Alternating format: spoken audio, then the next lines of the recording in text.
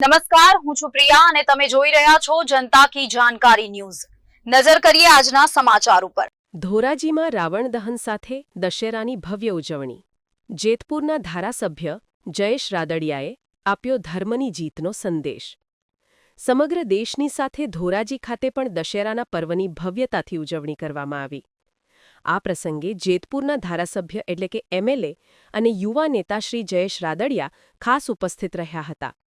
ધોરાજીના હિન્દુ યુવક સંઘ અને પ્રમુખ હરકિશન માવડિયાની ટીમ દ્વારા આયોજિત રાવણ દહન કાર્યક્રમમાં જયેશ રાદડિયાએ ભાગ લીધો હતો।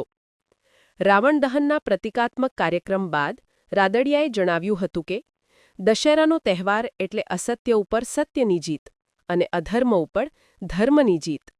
આપણે સૌએ એ જ સંદેશને જીવનમાં ઉતારવાનો છે। તેમણે લોકોને દશેરાની શુભેચ્છાઓ પાઠવીને પોતાની સંસ્કૃતિ, સંસ્કાર અને ધર્મને જાળવી રાખવા માટેની અપીલ કરી હતી। આ પ્રસંગે મોટી સંખ્યામાં સ્થાનિક લોકો ઉપસ્થિત રહ્યા હતા। રિપોર્ટર આશીષ પાટડિયા, ધોરાજી। આજે દશેરાનો તહેવાર સમગ્ર ભારત દેશની અંદર દશેરાના તહેવારની ધામધૂમપૂર્વક રીતે ઉજવણી થઈ રહી છે। દશેરાનો તહેવાર એટલે અસત્ય ઉપર સત્યની જીત, અધર્મ ઉપર ધર્મની જીત અને તેના ભાગરૂપે આજે ધોરાજી ખાતે હિન્દુ યુવક સંઘ અને અમારા પ્રમુખ હરકિશન માવડી અને ટીમ દ્વારા આજે રાવણ દહનનો કાર્યક્રમ યોજાયો હતો।